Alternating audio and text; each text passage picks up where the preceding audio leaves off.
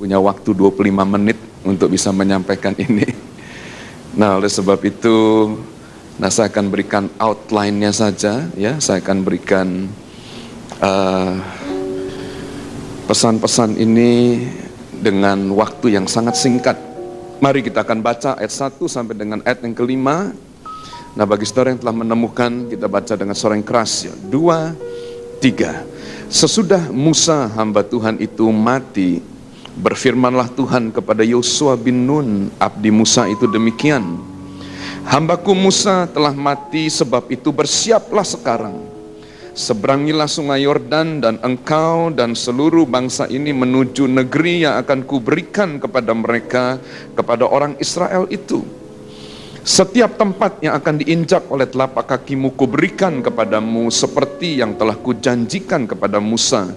Dari padang gurun dan gunung Libanon yang di sebelah sana sampai ke sungai besar, yakni sungai Efrat, seluruh tanah orang Het, sampai ke laut besar di sebelah matahari terbenam.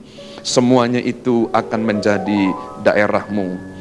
Seorang pun tidak akan dapat bertahan menghadapi engkau seumur hidupmu. Dan aku menyertai Musa, demikian aku menyertai kamu.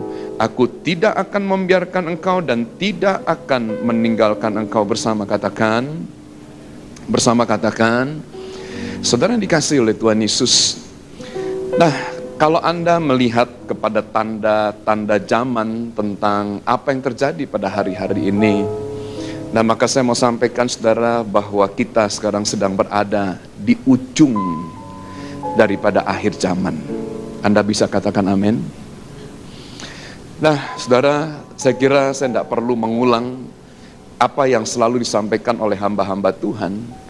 Tetapi Anda lihat, banyak para ahli yang percaya akan hal ini, yakni bahwa generasi ini adalah generasi yang akan melihat kedatangan Tuhan untuk kali yang kedua.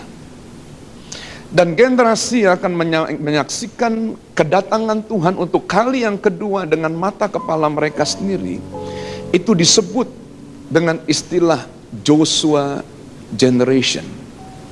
Nah, 2 tahun yang lalu pada waktu kami berkumpul bersama-sama dengan pemimpin-pemimpin gereja dari kurang lebih hampir 200 negara di Yerusalem House of Prayer for All Nations. Nah, saudara, maka ide, gerakan, movement tentang Joshua Generation, nah ini mulai disosialisasikan di kota Yerusalem. Dan kemudian Anda lihat bahwa message ini dibawa oleh hamba-hamba Tuhan untuk pulang ke negara masing-masing. Dan kemudian kita mulai mempersiapkan generasi yang muda, yakni generasi yang ada di bawah kita. Nah Bapak Ibu yang dikasihi oleh Tuhan Yesus, bagaimana Anda lihat peralihan generasi ini bisa berjalan? Dan bagaimana Anda lihat gaya hidup yang dimiliki oleh generasi yang baru ini? Nah, di dalam Alkitab, di dalam pembacaan kita pada pagi hari ini, ayat yang pertama menyebutkan Musa, hambaku itu telah mati. Saudara, siapakah Musa? Kalau Anda lihat, saudara, 5 kitab, mulai dari Kejadian sampai dengan kitab Ulangan, menceritakan bahwa Musa itu adalah pemimpin besar. He is a great leader. Saudara, dari sejak Musa itu dilahirkan, maka Anda lihat, sementara saudara-saudaranya yang lain hidup sebagai budak di Mesir, tetapi tidak demikian dengan Musa. Dari sejak masa kecilnya dia diangkat oleh putri Fir'aun untuk menjadi anaknya. Sementara keluarganya yang lain dibesarkan sebagai budak di Mesir, Musa dibesarkan sebagai seorang pangeran di Mesir. Bapak Ibu yang dikasihi oleh Tuhan Yesus, pada satu hari Musa itu bertemu dengan Tuhan. Dan kemudian Tuhan mulai memberikan visi kepada Musa untuk membawa umatnya keluar dari tanah Mesir. Saudara, apa yang dilakukan oleh Musa? pada waktu dia mulai mengemban tugas yang begitu berat daripada Tuhan, dicatat di dalam Alkitab bahwa Tuhan itu memakai Musa dengan tanda-tanda ajaib dan tanda-tanda mukjizat. Musa dipakai untuk menghukum Mesir dengan 10 tulah. Dan Anda lihat, Fir'aun, raja yang berkuasa, raja yang memerintah pada masa itu, bertekuk lutut di hadapan Musa. Dan kemudian Alkitab menceritakan bahwa Musa diberi izin oleh Fir'aun untuk membawa orang-orang Israel keluar dari Mesir. Dan pada waktu Musa memimpin orang Israel, saudara, tanda-tanda mukjizat, tanda-tanda ajaib menyertai Musa. Dia mulai membelah laut Kolsom. Dia mulai kemudian mendatangkan makanan di padang gurun. Saudara, tiap-tiap hari surga dibuat repot oleh Musa. Mengapa? Karena malaikat tiap hari itu harus mempersiapkan roti yang berupa mana yang akan dimakan oleh orang Israel selama 40 tahun di padang gurun. Dan dicatat sebelum matahari terbit, maka roti dari surga itu turun atas muka bumi. Dan orang-orang Israel hanya tinggal membuka pintu kemahnya, dan dia kemudian mulai mengambil dan mengumpulkan roti yang dibuat dari surga, yang dikirim dari surga. Dan Anda lihat, di tengah-tengah keadaan yang begitu ekstrim, Tuhan memperhatikan kehidupan mereka dengan mengirimkan daging kepada mereka untuk mereka makan 40 tahun. Pada waktu mereka kemudian menghadapi kekeringan di padang gurun, saudara, Musa kemudian mengeluarkan air dari batu. Dan itu disaksikan oleh semua orang Israel. Tanda-tanda ajaib dan tanda mukjizat menyertai pelayanan Musa. Sehingga Anda lihat dari track record yang telah dilalui oleh Musa, maka Alkitab menyebutkan bahwa Musa adalah a great leader. Saudara, dengar baik. Kalau Anda menggantikan seseorang yang tidak memiliki reputasi, itu sangat mudah. Tetapi kalau Anda sekarang menggantikan seseorang yang memiliki reputasi seperti Musa, saudara, tidak mudah. Nah, siapa yang akan menggantikan Musa? Dicatat bahwa Yosua masa lalunya tidak sama dengan masa lalu yang pernah dilewati oleh Musa. Track recordnya tidak sama seperti track record yang pernah dialami oleh Musa. Dicatat bahwa Yosua itu adalah seorang pelayan. Dari kecil dia lahir sebagai budak, bapaknya budak, kakeknya budak, nenek moyangnya budak. Dan Anda lihat ratusan tahun Yosua hidup di tanah Mesir, dari keturunan demi keturunan. Dan dia lahir bukan sebagai pangeran, dia lahir sebagai budak. Dan apa yang dilakukan oleh Yosua pada waktu dia bersama-sama dengan Musa, dicatat di dalam Alkitab bahwa Yosua mendampingi Musa sebagai budak daripada Musa, seorang hamba, seorang pelayan daripada pemimpin besar. Saudara yang dikasihi oleh Tuhan Yesus, kalau Anda itu memiliki status yang sama seperti Yosua, dan kemudian tiba-tiba Tuhan berkata, Musa hambaku itu telah mati, dan sekarang kamu menggantikan Musa untuk memimpin bangsa ini. Saya percaya Anda bisa merasakan apa yang dirasakan oleh Yosua pada waktu dia menuliskan pasal yang pertama di dalam kitab Yosua.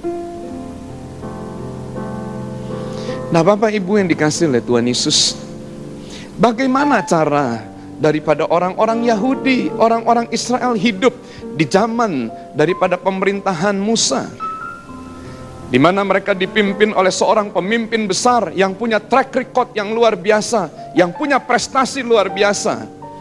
Sign and wonder itu biasa. Seorang pemimpin dikatakan yang berbicara dengan Tuhan muka dengan muka, dan tidak ada pemimpin yang lain yang bisa berbicara dengan Tuhan muka dengan muka selain daripada Musa. Nah, saudara, untuk bisa mengerti ini dalam waktu yang singkat, nah saya akan bersaksi tentang apa yang saya alami di dalam pelayanan ini. Hari ini kita akan merayakan hari ulang tahun yang kedua untuk gereja ini. Ya, ulang tahunnya adalah tanggal 19 Agustus yang lalu. Nah, gereja tempat di mana saya mengembalakan itu baru ulang tahun tanggal 25 Juli yang lalu, dan ulang tahun kami adalah ulang tahun yang ke-16. Nah, Bapak Ibu yang dikasih oleh Tuhan Yesus, 16 tahun yang lalu pada waktu saya dikirim oleh Pak Niko untuk mengembalakan sidang jemaat yang ada di kota Medan. Nah, saudara, maka pada waktu itu jemaat itu baru berjumlah 119 orang, dan jemaat kami adalah jemaat yang dari kalangan masyarakat ekonomi menengah bawah. Jadi artinya saudara, banyak orang-orang yang susah yang menjadi jemaat di gereja kami. Baru 119, tidak banyak. Nah, saudara, saya tidak malu ya. Pada waktu itu gaji saya sebagai seorang pendeta 16 tahun yang lalu sebesar 500.000 rupiah. Nah, saya dikaruniai seorang anak. Ya, setelah 3 tahun saya menikah, maka anak saya pertama saya lahir. Nah, saya ingin ceritakan saudara, apa yang kami alami. Nah, anak laki saya saudara, ya, itu adalah peminum susu. Karena dia tidak begitu suka makan, ya. Dari kandungan, nah ibunya mengalami kesulitan untuk makan, dan istri saya harus total bed rest selama usia kandungan. Nah, saudara, begitu anak itu lahir, nah maka ya makanan utama daripada anak saya itu adalah susu. Sampai dia berumur ya kurang lebih 4-5 tahun. Nah, pada waktu itu harga sekaleng susu itu saya tidak pernah lupa, itu 20.000 rupiah. Nah, 1 minggu anak itu membutuhkan 1 kaleng susu. Nah, sehingga dalam 1 bulan kita butuh 4 kaleng. Nah, Anda hitung. Dengan 500.000 gaji saya bayar per puluhan dan saya bayar persembahan. Nah, maka sisanya kemudian saya mesti catering untuk rantangan, untuk makan siang dan makan malam. Kemudian kami harus sisihkan saudara untuk pembelian susu buat anak. Nah, saya mengalami kehidupan di padang gurun. Tetapi saya mau cerita kepada Anda keindahan pada waktu Anda melewati kehidupan di padang gurun. Nah, saudara dikasih oleh Tuhan Yesus, pada waktu istri saya itu mengandung, nah saya kemudian tidur di sampingnya. Dan pada waktu itu saudara, tidak ada yang tahu. Saya hanya melihat kepada istri saya.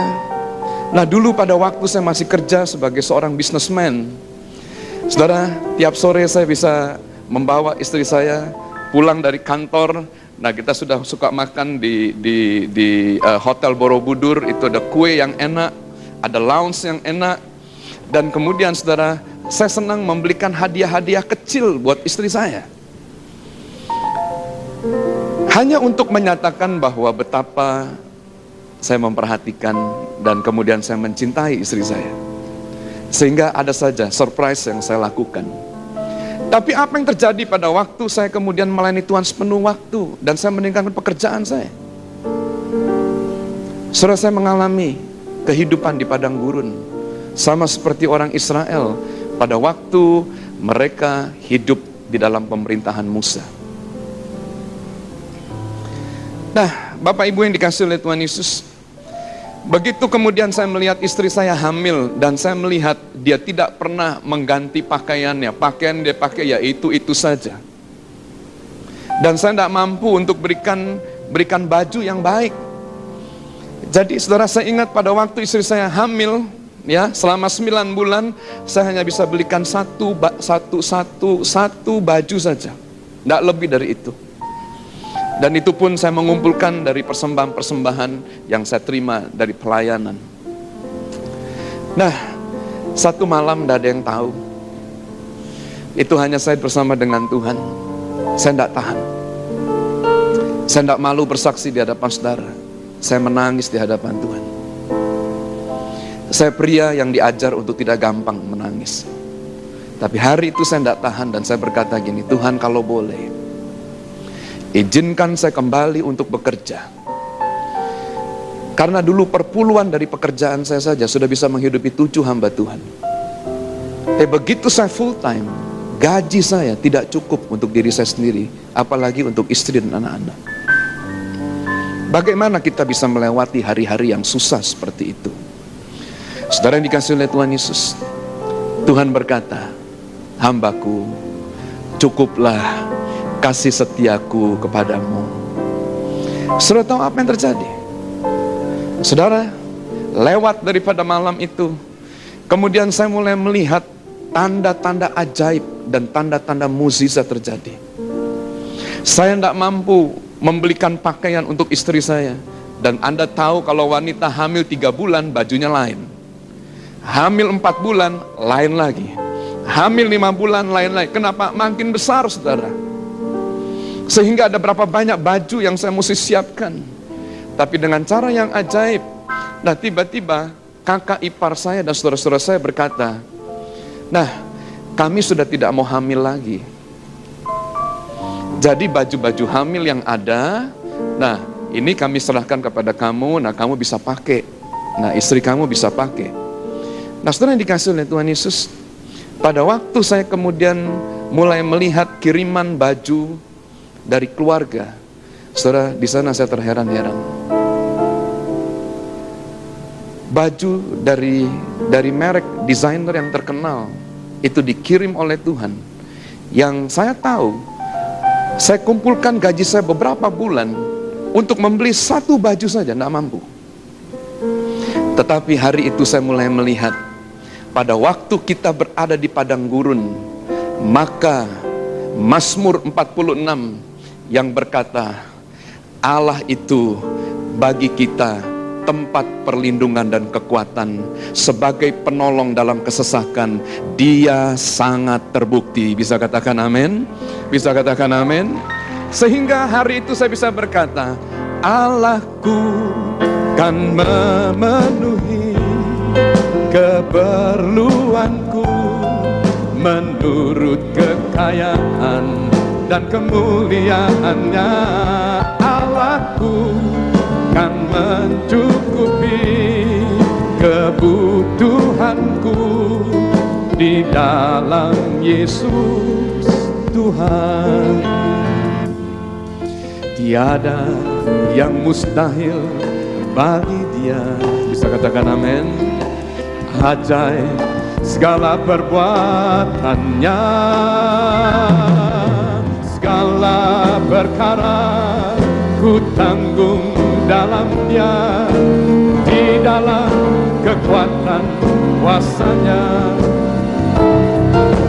di dalam kekuatan kuasa-Nya.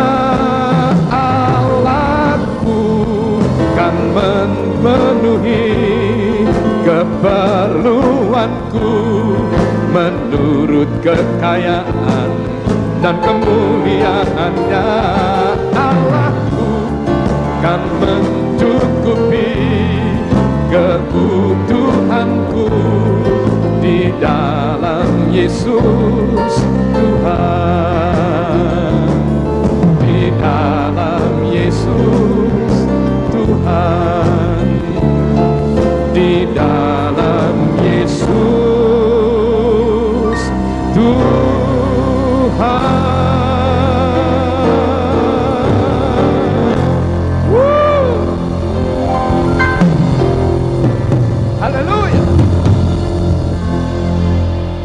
Pada waktu anak itu mau dilahirkan saudara, maka saya pergi ke rumah sakit Bunda yang ada di Menteng, Perapatan.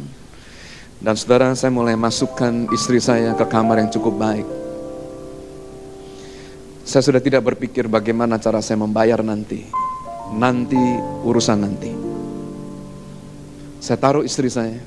Dan kemudian tiba saatnya di mana saya harus mengeluarkan istri saya. Saudara, persis pada hari di mana istri saya itu mau keluar, ada seorang pengusaha datang dan berkata begini, Bambang, biaya persalinan daripada istri kamu semua saya yang tanggung. Nah kemudian saudara, dia mulai membawa saya untuk pergi ke administrasi dan kemudian dibayar. Selesai. Nah kemudian saudara, begitu saya sedang membawa bukti tanda terima daripada pembayaran biaya persalinan daripada istri saya. Nah saya ingat pada waktu berjumlah 700.000. Itu 16 tahun lalu. Nah saudara, begitu sampai di kamar, maka kemudian datang satu orang lagi dan berkata gini, Pak Bambang, saya digerakkan Tuhan untuk membayar biaya persalinan daripada istri Bapak. Saya bilang, wah terlambat, sudah dibayar. Jadi saya sudah tidak perlu lagi. Oh enggak, saya memang kepingin beri. Jadi Anda lihat, anak pertama lahir, saya tidak mengeluarkan serupiah pun. Tapi justru pada waktu anak pertama lahir, saudara, saya itu diberi berkat oleh Tuhan. Dan saya membawa pulang berkat. Haleluya. Haleluya. Nah pada waktu, ya kita berikan tepuk tangan buat Tuhan. Haleluya. Haleluya. Saudara lihat, pada waktu kita berada di padang gurun, mukjizat itu begitu nyata. Allah itu begitu nyata. Nah saudara, saya membawa pulang anak saya. Dan sebelum saya membawa pulang, saya ingat saya jalan-jalan ke pertokoan Duta Merlin. Dan saya mulai melihat tempat tidur yang cocok buat anak saya. Saudara yang dikasih oleh Tuhan Yesus, begitu saya mulai melihat tempat tidur yang cocok, harganya tidak cocok. Berapa gaji saya? 500.000 gopek cing. Nah, harga tempat tidur yang ada pada waktu itu, satu tempat tidur 5 juta, 10 bulan. Saya hanya lihat dan kemudian saya pulang, tidak jadi beli. Saudara tahu apa yang terjadi? Tuhan tahu apa yang Anda perlu. Nah begitu saya kemudian pulang, saya tidak tunggu lama. Nah tiba-tiba ada orang yang mengirim tempat tidur persis sama seperti yang saya lihat. Bukan 1 unit, 2 unit dikirim ke rumah saya. 1 saya bisa taruh di Jakarta dan 1 saya taruh di Medan. Berikan tepuk tangan yang meriah buat Tuhan. Haleluya. Nah saudara, itu anak pertama yang lahir pada waktu kami ada di padang gurun. Anak kedua lahir, saudara, pada waktu Tuhan telah memberkati kami. Gereja mulai bertumbuh, jemaat ribuan. Nah keuangan kami sudah jauh lebih baik. Kami hidup dicukupkan oleh Tuhan, bahkan berlebih. Saudara, pada waktu anak yang kedua tiba saatnya untuk persalinan, maka saya berpikir begini, kalau anak pertama saya lihat mukjizat yang besar, anak pertama saya lihat pertolongan Tuhan yang besar, maka anak yang kedua ini pasti lebih besar lagi. Saudara tahu apa yang terjadi? Ada memang yang memberi, ya, ada yang kemudian saudara ya mengirim berkat, tetapi tidak cukup untuk bayar biaya persalinan. Kemudian saya mulai bertanya kepada Tuhan, Tuhan, kok anak yang kedua begini Tuhan? Apa kesaktian saya sudah hilang Tuhan? Sampai kemudian tidak ada ya orang yang mau memberi, tidak ada orang yang kemudian mau kemudian mengirimkan berkat seperti anak yang pertama. Saudara, tiba-tiba Tuhan bicara ke saya, Bambang, dulu kamu lihat mukjizat karena kamu tidak punya apa-apa. Dulu kamu lihat pertolongan yang luar biasa karena kamu ada di padang gurun. Sekarang kamu sudah aku berkati. Nah, pakai berkat yang aku berikan kepadamu, bayar sendiri. Saya bilang, oh begitu ya Tuhan ya. Oh iya, sudah, bayar. Nah, kemudian saudara, Setiap tahun biasanya ada saja yang membelikan mobil. Pak, mobil Bapak sudah waktunya diganti, ya. Nah, ini kami belikan mobil yang baru untuk Bapak menjalankan tugas sehari-hari. Saudara, saya tunggu. Kok tahun ini mobil tidak datang, saudara? Tanya lagi sama Tuhan, Tuhan, apa saya salah? Apa saya kemudian membuat sesuatu yang Tuhan tidak senang? Sampai kemudian berkat ini tidak datang. Nah, Tuhan ngomong lagi.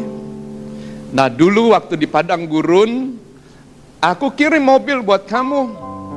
Tapi sekarang kamu punya uang, beli sendiri. Saudara, bahkan Anda lihat, saya bukan beli mobil dengan uang sendiri, tetapi Tuhan mulai memerintahkan, sekarang kamu beli mobil buat hamba-hamba Tuhan, kasih hamba-hamba Tuhan itu. Saudara, kami belajar untuk menabur. Kami belajar untuk memberi. Saudara yang dikasihi oleh Tuhan Yesus, bagaimana Anda lihat gaya hidup daripada generasi yang baru? Musa, dia memang pemimpin yang besar, he is a great leader. Tetapi Anda lihat Musa, sekalipun dia memiliki kebesaran dan track record yang luar biasa, tetapi dia tidak sanggup membawa orang Israel masuk ke tanah Kanaan. Siapa yang membawa orang Israel masuk ke tanah Kanaan? Joshua. Saudara, Joshua, dia bukan a great leader. Joshua itu disebut a good leader. Karena dia adalah pemimpin yang berhasil membawa orang Israel masuk ke tanah Kanaan. Nah, saya akan tutup. Apa yang mereka lakukan pada waktu mereka masuk ke tanah Kanaan? Nah, saudara, mari kita akan buka dari kitab Yosua pasal yang ke-5. Baca ayat yang ke-11 sampai dengan ayat yang ke-12. Lalu pada hari sesudah Paskah, mereka makan hasil negeri itu, yakni roti yang tidak beragi dan berti gandum pada hari itu juga. Lalu berhentilah mana itu pada keesokan harinya.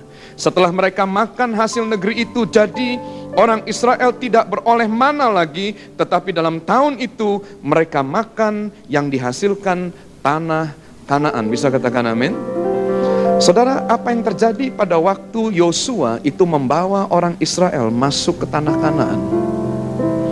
Begitu mereka masuk ke dalam tanah Kanaan, maka dicatat surga berhenti membuat roti. Tidak ada lagi mana yang turun dari surga. Tidak ada lagi mukjizat yang terjadi. Tetapi Anda lihat, orang-orang Israel itu harus menabur untuk menuai. Mereka harus mengolah tanah yang ada, dan baru tanah itu akan menghasilkan hasil yang berlipat-lipat kali ganda. Saudara yang dikasihi oleh Tuhan Yesus, kalau Anda masih tinggal di padang gurun, Anda akan lihat banyak mukjizat akan terjadi dalam kehidupan Anda. Pertolongan Tuhan yang luar biasa. Tetapi apa yang terjadi pada waktu Anda sudah berada di tanah perjanjian, yakni tanah yang berlimpah-limpah air susu dan madunya? Apa yang terjadi pada waktu Anda sudah diangkat naik oleh Tuhan? Pada waktu Tuhan memberkati Anda, Anda berhasil dan beruntung. Maka dengar baik, mana itu akan berhenti dalam hidup saudara.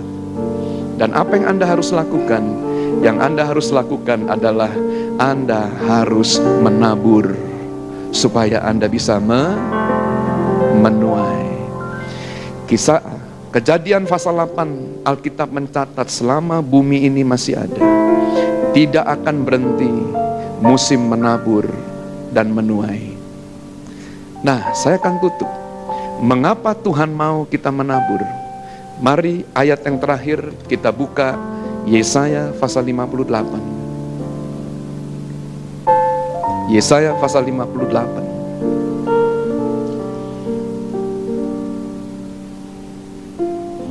Ayat yang ke-6 sampai dengan ayat yang ke-7 ini berbicara tentang apa yang akan terjadi pada waktu kita itu melayani orang-orang yang susah.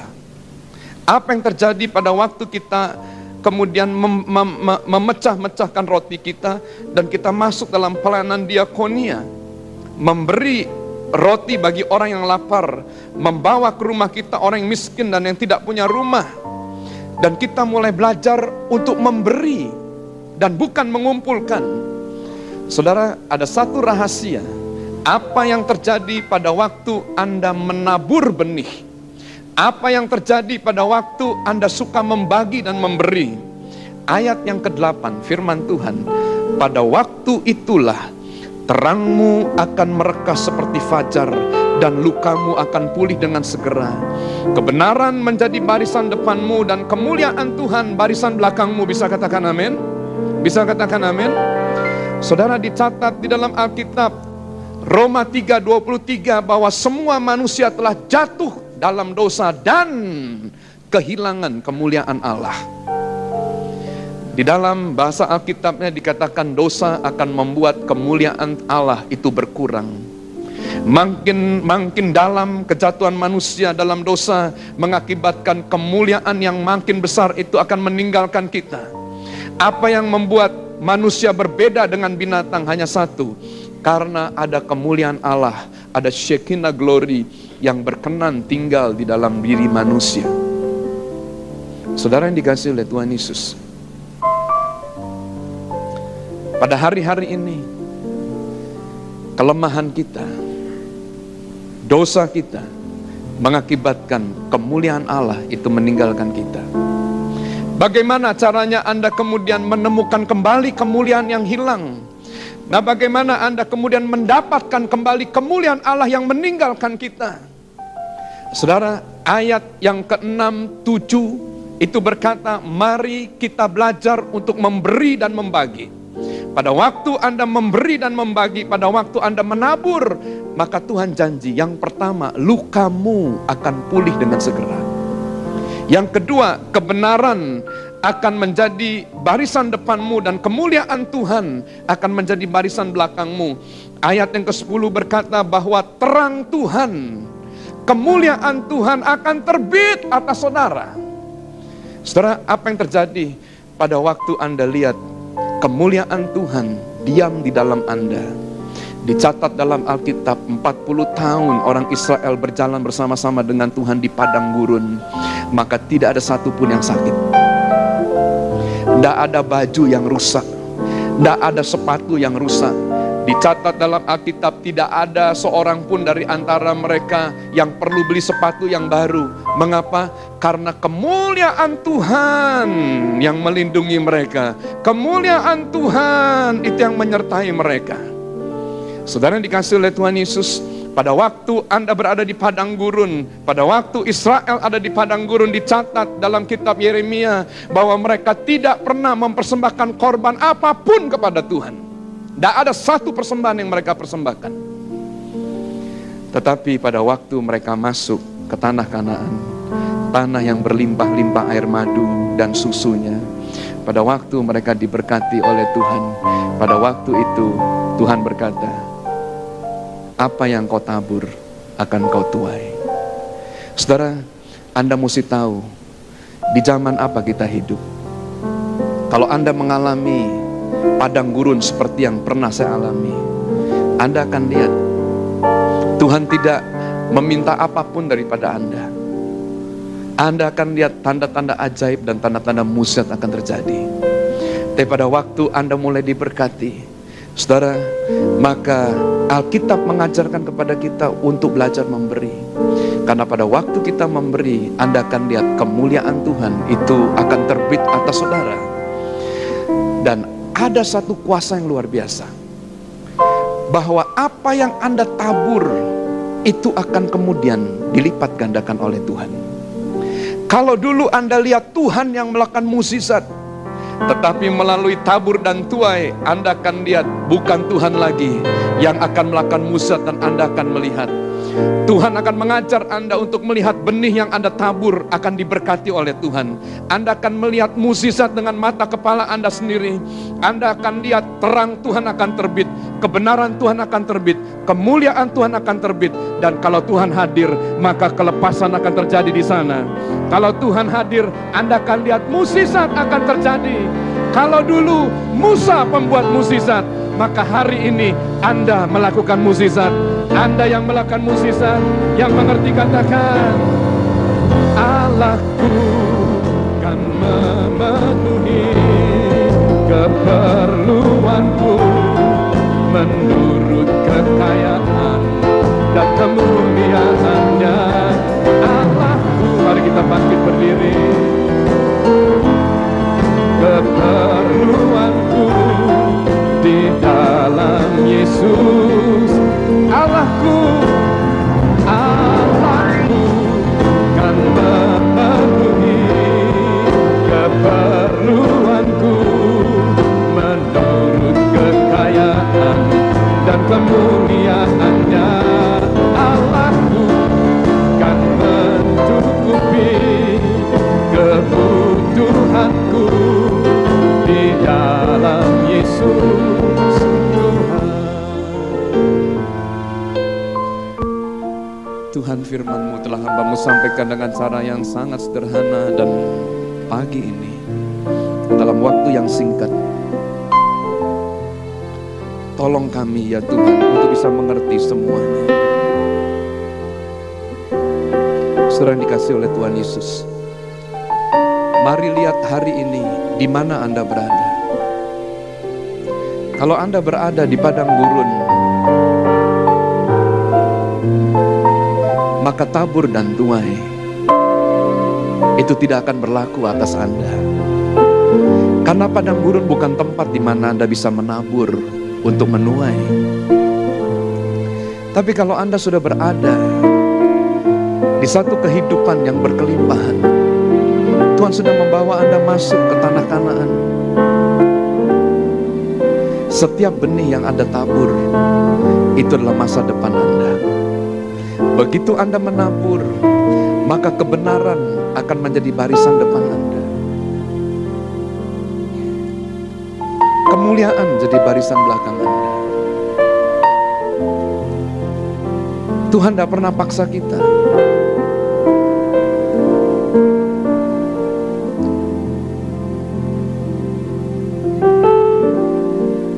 Tuhan memberi pilihan kepada Anda. Pilih kepada siapa kamu beribadah, kepada Tuhan atau kepada Mammon. Hari ini tentukan pilihan Anda.